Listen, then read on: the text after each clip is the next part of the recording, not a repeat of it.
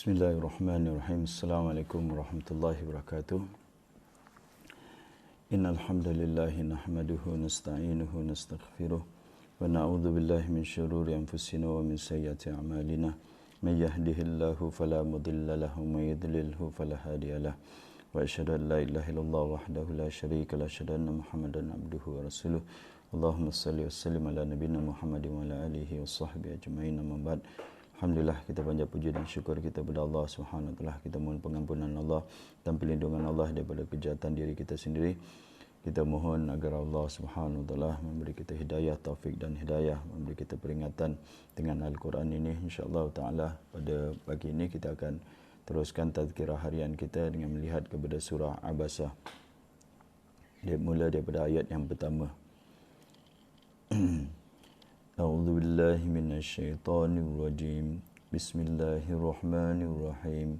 Abasa wa tawalla an ja'ahu al-a'ma wa ma yudrika la'allahu yazzakka aw yadhakkaru fatanfa'ahu adh-dhikra.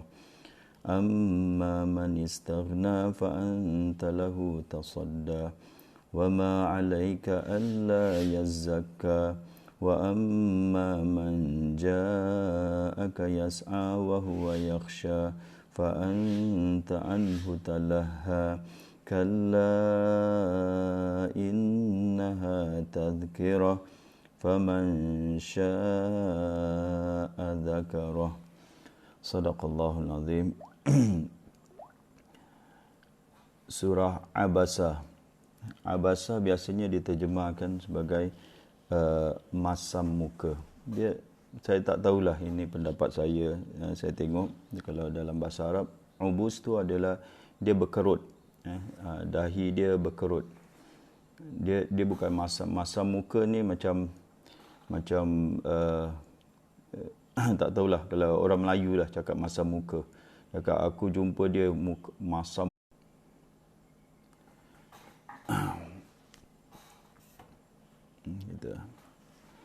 Kita sambung ya. Jadi macam orang Melayu cakap masam muka itu teruklah masam muka. Dia sebenarnya berkerut. Kalau dalam bahasa Arab lagi satu, kalau terjemahan dia muram. Muka dia macam muram gitu. Macam ada masalah kan. Dia kerut, dia punya dahi dia berkerut, ubus. Dahi dia berkerut macam gitu. Dia macam terganggu lah. Orang ni terganggu dengan kedatangan orang macam gitulah. Jadi masam muka macam tak tepat lah. Masam muka dia macam muram, muka dia muram. Aku jumpa dia, muka dia muram. Lain kan, aku jumpa dia, muka dia masam muka. Macam masam muka ni macam benci, macam sombong, macam negatif sangat lah. Di sini dia Abasa ni dia bermuram muka. Kalau bahasa Indonesia dia akan muram muka dia. Muka dia bermuram. Jadi Allah sebab turunnya ayat ni, ada seorang buta berjumpa kepada Rasulullah sallallahu alaihi wasallam dan minta Rasulullah sallallahu alaihi wasallam mengajar dia. Allamani ma'allamakallah. Ajarlah aku ya Rasulullah, ajarlah aku apa yang Allah ajar kepada kamu. Dia minta Rasulullah SAW, dia nak belajar dengan Rasulullah SAW. Pada waktu yang sama, ada seorang Rasulullah sedang berdakwah kepada seorang pembesar lah, seorang pemimpin, salah seorang daripada pemimpin Quraisy. Rasulullah sungguh Rasulullah berdakwah kepada dia agar dia masuk Islam, kerana sistem dulu kalau pemimpin masuk Islam, semua masuk Islam. Orang-orang bawah dia semua, pengikut dia, rakyat dia semua masuk Islam. Jadi penting untuk dakwah kepada pemimpin ni. Jadi bila Rasulullah SAW sedang layan pemimpin ni, dia bukan nak tanya, dia bukan nak minta fatwa atau nak tanya buat apa. Dia saja je Rasulullah SAW yang berdakwah kepada dia, bukan dia datang kepada Rasulullah SAW. Dan sedang Rasulullah SAW berdakwah kepada pemimpin ni, orang buta ni datang dan minta Rasulullah. Dia tak tahu Rasulullah SAW ada tamu. Jadi dia minta Rasulullah untuk ajar dia. Rasulullah sallallahu alaihi wasallam berkerut dahi dia rasa macam terganggu, watawalla, dan dia berpaling badan dia lah. Tadi pada muka dia macam berkerut, dan pada badan dia terus dia berpaling, dia tak layan orang buta itulah. Lalu Allah Subhanahu Wa Taala turunkan ayat ni, tegur Rasulullah sallallahu alaihi wasallam. Ini satu teguran yang lembut sekali. Kenapa kita cakap teguran yang lembut? Pasal Allah guna orang yang ketiga, abasa. Rasulullah cakap dia berkerut muka dia, atau dia bermuram muka dia. Allah guna dia. Kalau Allah yang keras adalah bila engkau. Kalau engkau saja, engkau bermuram muka, itu keras. Tapi yang ni lembut saja. Allah guna orang yang ketiga, dia. Jadi macam kita lah, kalau murid kita seorang ni lambat, kita tak terus cakap, Ali kenapa lambat? Kita tak terus tegur dia direct terus, tapi kita kata ada orang datang lambat hari ini, kita pakai ada orang yang ketiga. Jadi itu teguran yang lembut daripada Allah Subhanahu Wa Taala kepada Rasulullah sallallahu alaihi wasallam, agar Rasulullah sallallahu alaihi wasallam tidak layan orang yang tak nak, tidak lebih mementingkan. Dua-dua penting, dakwah pun penting, ajar orang yang memerlukan, orang yang berhajat, mengajar orang yang berhajat pun penting juga. Dua-dua penting, tapi bila dia clash, bila dia bertemu pada satu waktu, maka hendaklah didahulukan yang mengajar dulu dengan orang yang berhajat. Orang yang nak ni lebih diutamakan daripada orang yang tak nak.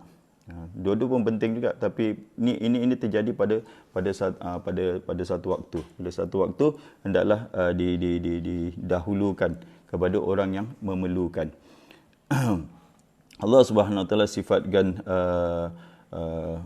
orang yang datang nak belajar ni, anja'ahul a'ma, ketika dia didatangi oleh orang buta, wa ma yudrika la'allahu yazakka, dan apa jalannya engkau dapat mengetahui tujuan dia, wahai Rasul, barangkali dia nak yazakka, dia nak membersihkan hatinya dengan ilmu agama tu yang dia dapat daripadamu. Jadi ini tuan-tuan, ini kita ambil pengajaran tuan-tuan. Tujuan kita belajar pertama ni Allah sendiri yang letakkan tujuan belajar. Pertama adalah yazakka ataupun tazkiyah. Tazkiyah ni penyucian jiwa. Penyucian jiwa daripada sifat-sifat yang tak baik, daripada dosa-dosa, dosa terbesar syirik, dan juga dosa-dosa yang lain. Jadi tujuan seorang itu belajar agama, ini lain dengan ilmu-ilmu lain. Ini kita cakap ilmu agama. Tujuan dia belajar ilmu agama ni untuk tazkiyatun nafs, untuk membersihkan jiwa dia. Membersihkan daripada sifat-sifat yang keji, sifat-sifat yang tak baik, ataupun dosa-dosa, dan diganti bila dia dah bersihkan diri dia. Jadi dia diganti dengan sifat-sifat mahmudah, sifat-sifat yang terpuji. Itu. Tapi pertama dia kena buat tazkiyah dulu. Dia at-takhalli qabla tahalli. Kaedah dia, kalau ulama sufi cakap, at-tahalli qabla at-takhalli, at-takhalli qabla tahalli. Pembersihan didahulukan daripada penghiasan, menghias. Dan seoranglah kalau dia nak hias muka dia kena basuh muka dia dulu. Lepas tu baru dia letak bedak ke, dia nak hiaskan muka dia. Jadi dia kena bersih dulu. Tak ada bangun tidur terus dia letak bedak-bedak, sapu semua, makeup dia tak ada. Dia tak berhias dulu. Dia kena basuh dulu kan. Dia kena bersihkan muka dia dulu. Jadi begitu. Seorang itu dia kena bersihkan diri dia. Dengan cara apa? Dengan cara dia menuntut ilmu. Dia menuntut ilmu, dia belajar agama ni untuk membersihkan diri dia. Lepas tu baru dia boleh hiasi diri dia. Bila dah bersih daripada sifat-sifat ada tetap ada lah. Tapi dia usahalah untuk bersihkan sedaya upaya. Lepas tu dia hiasi diri dia dengan sifat-sifat yang terpuji, sifat-sifat baik semua. Itu satu matlamat belajar. Satu matlamat pertama ni ada dua matlamat di sini Allah cakap. Kedua au yadzakaru fatamfa'u dzikrah, ataupun dia nak dapat peringatan. Yadzakaru daripada zikra, daripada zikir itu peringatan, atau dia datang untuk nak dapat peringatan, fatamfa'u dzikrah, lalu peringatan itu memberi manfaat kepada dia. Macam mana peringatan dia memberi manfaat? Dia menggalakkan orang ni bila dia dapat peringatan ini untuk menjauhi perkara-perkara yang dosa, untuk menjauhi perkara-perkara yang salah, ataupun peringatan ini mendorong dia untuk beramal. Ataupun peringatan ini mendorong dia untuk dia beramal. Bila dia diberi peringatan supaya contohlah solat, supaya solat tepat pada waktu. Dia dah slack lah dalam solat dia. Solat kadang lewat, lambat. Jadi bila ada peringatan tentang pentingnya solat tepat pada waktu, itu mendorong dia untuk beramal. Jadi kita seorang itu pergi belajar agama tu ada dua tujuan. Satu untuk penyucian jiwa dia, penyucian diri dia. Yang kedua adalah untuk mendapat peringatan. Kalau kita tak tahu benda tu, dia adalah macam penyucian jiwa. Kalau kita dah tahu benda tu, cuma itu kadang orang kita cakap, apa nak pergi belajar benda tu. Memanglah benda tu aja dia ulang. Memanglah dalam Quran, kalau kita tak nak ulang ni, baik jangan baca Quran. Quran ni kalau kita dari awal sampai habis, lepas tu kita ulang balik, kan benda yang sama juga kan, diingatkan kepada kita. Jadi jangan kita terpedaya dengan kata-kata orang benda tu. Memang benda tu dia memberi peringatan kepada kita. Kadang kita kata benda tu kau dah buat belum? Kadang belum buat pun, tak sempurna pun. Kalau ustaz yang ajar cakap lah, contoh ustaz ni asyik ulang aja supaya solat tepat pada waktu. Awak dah buat belum? Kadang tak buat pun. Jadi memang tujuan belajar ilmu agama itu tazkirah, untuk ingatkan kita, untuk ingatkan sebagai peringatan untuk kita. Jadi ini dua tuan-tuan. Ini dua penting sekali. Niat kita dalam menuntut ilmu tu sebagai tazkiyah dan sebagai tazkirah. Dua lah kita kata, tazkiyah dengan tazkirah. Jadi bukan tujuan-tujuan yang lain, tujuan-tujuan duniawi, bukan nak menunjuk-nunjuk, nak bangga-bangga, nak menunjuk-nunjuk lah dengan orang kita menuntut ilmu tujuan ini. Dan sebaliknya Allah kata tentang orang yang orang kaya ni atau pemimpin yang tak nak peringatan ni, Allah kata amma man istaghna. Itu adapun orang yang merasakan diri dia cukup, istaghna, kaya lah, dia cukup. Kalau dalam terjemahan dia kata, kalau dalam terjemahan saya baca ni, adapun orang yang merasa keadaan dia telah cukup, dia tidak berhajat lagi kepada ajaran Al-Quran. Ini masalah kita.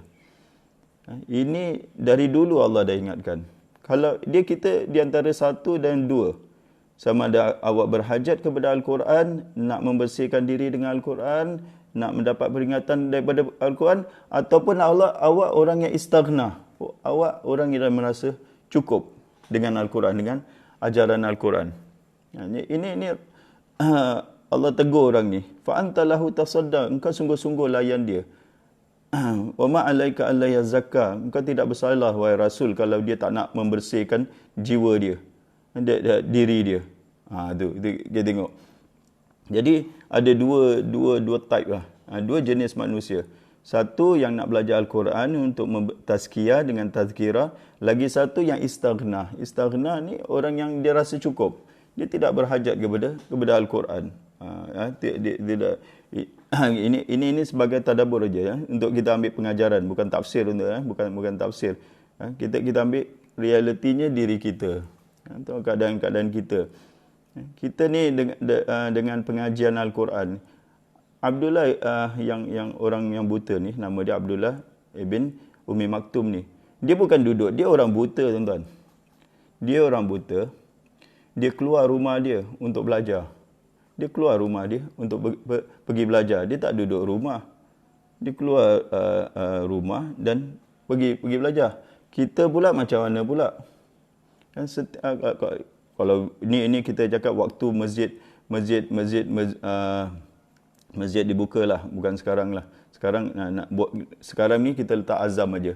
Waktu masjid dibuka, mana kita? Bila pengajian Al-Quran ni atau pengajian agama ni diajar di masjid? Bila tuan-tuan? Saya nak tanya tuan-tuan, bila diajar sebenarnya? Kalau kita jangan cakap madrasah lah, sekolah-sekolah, tak nak. Kita cakap masjid aja lah. Masjid tempat menuntut ilmu, tempat ilmu. Bila diadakan pengajian? Atau kita cakap kuliah-kuliah agama, pengajian kitab, pengajian tafsir, hadis dan macam-macam pengajian. Bila diadakan? Waktu bila tuan-tuan? Lepas maghrib. Pendek aja waktu dia. Maghrib dengan isyak. Setiap hari tuan-tuan. Setiap hari. Saya rasa lah kalau di Singapura ni atau di Malaysia ni, setiap hari. Daripada Isnin sampai Ahad. Full masjid ada pack. Masjid padat dengan kuliah maghrib dia. Betul tak? Betul. Kita nak tanya mana kita pada waktu itu? Mana kita duduk pada waktu itu? Tak pergi pun. Kadang kita lihat. 1 minggu tempat rumah aja.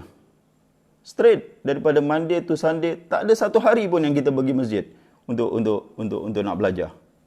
Apa hal dengan kita ni? Kita ni istaghna ke? Kita dah rasa cukup ke? Atau kita orang yang berhajat? Berhajat kepada Al-Quran, berhajat kepada penyucian jiwa, atau kita tak berhajat kepada Al-Quran?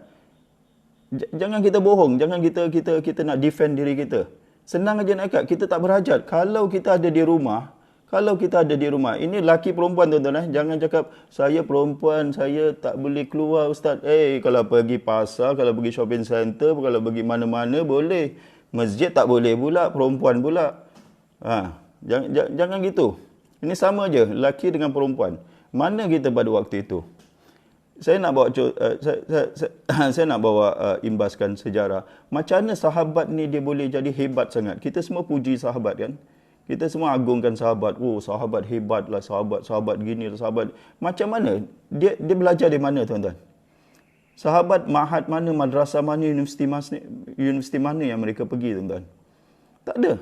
Mana ada universiti, mana ada sekolah, di mana sahabat dapat ilmu? Di masjid aja. Bila agaknya sahabat dapat ilmu? Sahabat ni bukan macam kita. Kita 9 to 5 kerja dan weekend kita off. Kita kerja 9 to 5. Lepas tu weekend, Saturday, Sunday atau di sini Friday dengan Saturday kita off. Sahabat ada off day ke? Rata-rata sahabat orang miskin. Majoriti sahabat orang miskin. Kalau mereka pengembala kambing, mana dia ada nak cakap dengan kambing dia? Kambing, ni aku punya weekend off kambing Kau pandai-pandailah jaga diri kau. Tak ada. Dan sahabat kerja long hours. Dia kerja daripada pagi sampai ke petang, malam baru dia. Nak dekat malam baru dia balik. Kalau di kebun, di mana, semua. Tapi macam mana sahabat can do it? Kita cakap, boleh berilmu, boleh menuntut ilmu. Dia buat usaha sama je macam kita. Tapi dia buat double the work. Itu beza kita dengan sahabat. Sahabat ni dunia pun dia buat. Mereka rata-rata orang yang kerja keras siang hari. Sahabat bukan melepak tempat masjid aja tuan-tuan. Mereka semua bekerja, berniaga, apa saja pekerjaan yang mereka buat. Dan malam hari, on top of that, malam hari dia datang masjid untuk belajar. Setiap malam dia akan datang masjid untuk belajar. Dan kerja keras, kerja di ladang, kerja di kebun. Kerja keras. Kita kerja dalam office saja. Dan kita cakap, aku tak ada masa lah nak belajar. Ulama mazhab Syafi'i cakap, menuntut ilmu itu adalah satu perkara yang paling afdal sekali lepas mengerjakan perkara yang fardu. Perkara yang fardu satu hari apa? Kita buat solat. Lepas solat tak ada perkara yang lebih afdal daripada menuntut ilmu. Menuntut ilmu yang paling afdal. Sekali lagi saya kata, menuntut ilmu adalah perkara yang paling afdal sesudah mengerjakan perkara yang fardu. Itu dalam mazhab Syafi'i. Saya nak tanya tuan-tuan, lepas maghrib, apakah perkara yang lebih penting daripada menuntut ilmu? Tengok TV, tengok berita, makan malam. Makanlah awal sikit. Atau makan lewat sikit lepas isyak ataupun sebelum maghrib makan. Ada apa lagi tuan-tuan? Kita tanya, kita jangan bohong depan dengan diri kita. Apakah perkara yang lebih penting daripada menuntut ilmu? Tengok TV. Apa yang kita buat? Tengok baca berita. Pada waktu maghrib kita kat 7 sampai 8 lah, atau 7.30 sampai 8.30. Apa perkara yang paling penting selain daripada menuntut ilmu? Tak ada tuan-tuan. Duduk rumah tak ada buat apa, tak ada buat kerja pun. Bisnes pun tak buat, kerja pun tak buat, tak tahu apa buat tempat rumah. Sekejap aja tuan-tuan. Duduk di masjid ni, maghrib isyak ni sekejap betul, tak sampai 1 jam. Kita kuliah kita tengok, dah isyak sekejap aja. Lepas solat sunat sampai 7.45 start. 8.20 dah isyak. Tak sampai 1 jam. Setengah jam 45 minit. Waktu itu waktu yang paling quality sekali. Waktu paling quality sekali kerana pada waktu itulah waktu kita menuntut ilmu, tapi apa yang kita buat? Kita tak pergi masjid. Kalau kita jadualkan, hari ini aku pergi masjid ni, hari ini aku keluar kita dari rumah adalah satu jihad. Satu fi sabilillah. Kita berjuang, kita keluar. Semua ada kereta. Bagus semua kereta. Ataupun transportation semua mudah di Singapura semua. Kalau di sini pun semua ada kereta. Kalau di Malaysia semua ada kereta. Gunakan kita punya kereta tu. Pergi ke masjid. Hari Isnin aku pergi masjid ni. Hari Selasa aku pergi masjid ni. Hari Rabu aku pergi masjid ni. Hari Khamis masjid ni. Hari Jumaat, hari ini. Gitu cara dia. Kalau kita nak dapat fadilat ilmu ni. Tapi tak ada, kita waste kita punya time. Dan kita boleh buat apa saja lepas tu. Lepas solat isyak 8.30, 9. Nak buat apa buatlah. Malam panjang lagi. Takkanlah waktu yang betul-betul penatlah ustaz, balik kerja, nak rehat lah. Allahu Akbar, nak rehat. Rehat tempat masjid. Rehat dia, bukan suruh pergi workout ke apa. Orang kafir tuan-tuan, lepas kerja mereka pergi gym lagi, workout lagi. Yang awak lembik sangat kenapa ni? Orang kafir ni saya tengok. Mereka ni after work, dia pergi mana tuan-tuan? Dia pergi gym. Yang orang Islam nak pergi masjid je lembik. Penat lah nak pergi masjid lah. Itu macam mana sikap? Kemudian tengok ayat ni, Allah kata, amma man ja'aka yas'a, ayat ke-8. Adapun orang yang segera yas'a ni macam energetik lah, dia sungguh-sungguh lah. Adapun orang yang sungguh-sungguh datang kepadamu, wa huwa yakhsha, dia dengan perasaan takut. Dia ada khasyah. Jadi dia datang tu atas dasar apa? Dia takut. Takut macam-macam lah kita boleh cakap takut kepada Allah, takut kepada perintah Allah. Takut Allah tanya dia apa dia buat dengan nikmat waktu. Kita ada nikmat waktu antara maghrib dengan isyak. Apa kita buat tempat rumah? Duduk dengan isteri bersembang aja, tak puas-puas ke? Nanti malam boleh bersembang, siang boleh bersembang. Waktu itu waktu paling quality sekali. Waktu kita menuntut ilmu. Saya terus terang, saya pernah jumpa dengan pelajar daripada Algeria, Aljazair. Mereka ni ilmu dia tinggi sangat. Saya cakap, mana kau tuntut ilmu ni? Dia kata di masjid aja. Di masjid. Kalau tuan-tuan pergi Masjid Madinah, Masjid Nabawi. Masjid Nabawi ni tiap-tiap malam ada pengajian. Tiap-tiap malam ada pengajian. Budak-budak Madinah yang belajar di Universiti Madinah tu, mereka tu akan pergi ke Masjid Nabawi untuk belajar. Dan ada di antara mereka cakap, kita dapat, kawan saya pernah dengar, dia cakap, kita dapat ilmu ni lebih banyak daripada masjid daripada di universiti. Di masjid ni, kita dapat ilmu lebih banyak daripada universiti. Dan masjid terbuka, free. Tak ada bayaran, tak ada apa. Apa masalah kita? Masalah kita tak berhajat. Itu dia. That's kita punya problem. Kita tak berhajat kepada ilmu agama. Kita rasa kita dah cukup. Ini takut kita termasuk itu. Kita rasa kita dah cukup. I have enough lah. Orang kita sedap jaga, have enough of religious studies. Kita tak nak belajar. Itu problem kita. Itu problem yang Allah cakap. Ingat tuan-tuan, kalau tuan-tuan duduk di rumah lepas PKP ni, lepas circuit break ni semua, kita duduk, masih lagi duduk di rumah dan goyang kaki buat apa di rumah, memang kita termasuklah orang gini. Orang yang tidak berhajat kepada ilmu. Sepatutnya waktu itu lebih baik aku tuntut ilmu. Laki perempuan cakap. Wanita-wanita, jangan bagi alasan. Gitulah gini, melainkan awak kalau keluar rumah, orang-orang culit awak lah, orang boleh tangkap awak lah, orang boleh ganggu awak, boleh itu, mungkin security reason kita. Kalau tak ada security reason, malahan ada yang tinggal sebelah masjid aja, tak pergi pun. Kalau kita kata lihat di sini, jemaah-jemaah yang selalu ada maghrib isyak tu, yang ikuti bukan orang yang sebelah-sebelah masjid, bukan orang yang sebelah-sebelah surau. Orang yang sebelah surau, kalau ambil batu, baling aja, kena kepala imam. Kita kata dekat sangat. Dia kalau baling batu je dah sampai surau, tak benar pun hadir ke surau atau ke masjid tu. Tak hadir pun. Apa masalah? Masalah dia tu. Dia dah rasa dia dah cukup. Dah cukup, aku dah cukup. Ilmu agama ni luas, tuan-tuan. Bila musibah terbesar ni, adalah orang ini rasa dia dah tahu. Manusia ni terbagi kepada beberapa golongan. Satu orang yang jahil,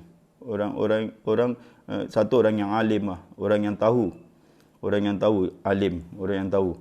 Kemudian orang yang tahu macam tak tahulah. Orang dia macam tahu tak tahu, orang syak. Aku rasa aku tahu tapi dah lupalah. Ini syak lah. Dia dulu pernah belajar. Itu second golongan. Third golongan orang jahil. Memang dia cakap dia tak tahu. Bila ditanya, aku tak tahulah. Aku tak pernah belajar. Dia tak tahu. Yang last sekali, ini yang Imam Syafi'i masukkan.